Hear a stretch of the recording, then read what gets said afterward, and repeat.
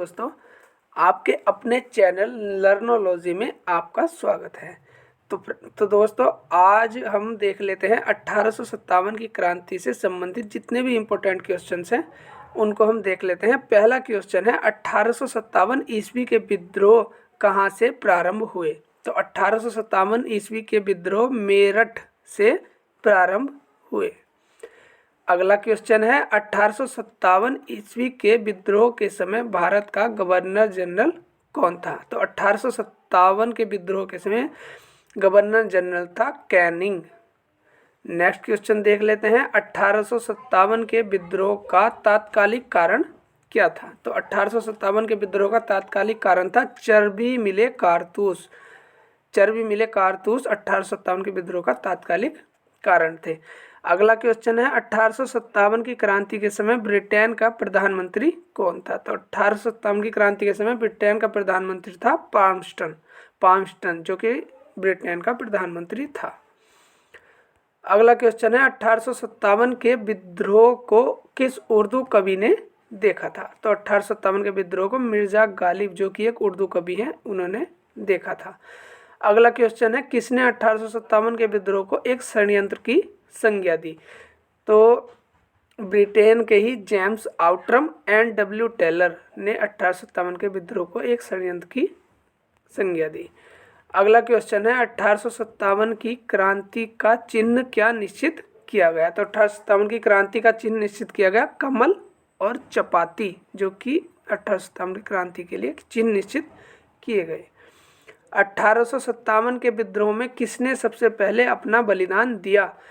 तो मंगल पांडे, जिन्होंने 1857 की क्रांति में सबसे पहले अपना बलिदान दिया, जो कि एक प्रसिद्ध क्रांतिकारक हैं। अगला क्वेश्चन है वह पहला भारतीय सिपाही कौन था जिसने चर्बी वाले कारतूस का प्रयोग करने से इनकार कर दिया। तो मंगल पांडे ही हैं जिन्होंने सबसे पहले 1857 की क्रांति में बलिदान भी दिया और सबसे पहले चर्बी लगे कारतूसों को प्रयोग करने से इनकार किया। अगला क्वेश्चन है बेगम हजरत महल ने 1857 के विद्रोह का नेतृत्व किस शहर से किया, जो कि एक इम्पोर्टेंट क्वेश्चन है। बेगम हजरत महल ने लखनऊ शहर से 1857 क्रांति के विद्रोह का नेतृत्व किया। अगला क्वेश्चन है 1857 के विद्रोह में कानपुर में सैनिकों का नेतृत्व किसने किया। ये भी एक इम्पोर्टेंट क्वेश्चन है। तो नाना साहब ने कानपुर से नेतृत्व किया था। नेक्स्ट क्वेश्चन है मंगल पांडे को फांसी कब दी गई। मंगल पांडे 8 अप्रैल 1857 को मंगल पांडे को फांसी दी गई थी।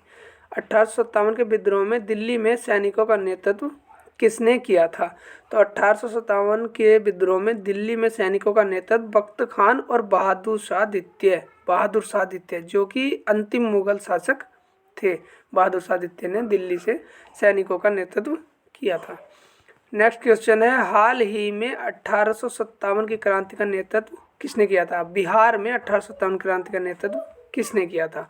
तो बिहार से कुंवर सिंह ने 1857 की क्रांति का नेतृत्व किया था। अगला क्वेश्चन है 1857 की क्रांति के बरेली विद्रोह के नेता कौन थे। तो बरेली विद्रोह के नेता यानी बरेली से नेतृत्व खान बहादुर खान के द्वारा किया गया था। अगला क्वेश्चन है मेरठ के विद्रोही सैनिकों ने कब दिल्ली पहुंचकर अधिकार कर लिया और मुगल सम्राट बहादुर शाह द्वितीय को भारत का सम्राट घोषित कर दिया। तो मेरठ के विद्रोहियों ने 12 मई 1857 को दिल्ली पहुंचकर अंतिम मुगल सम्राट बहादुर शाह द्वितीय को भारत का सम्राट घोषित कर दिया। अगला क्वेश्चन है सर्वप्रथम किसने 1857 के विद्रोह के तुरंत बाद इसे एक राष्ट्रीय विद्रोह की संज्ञा दी।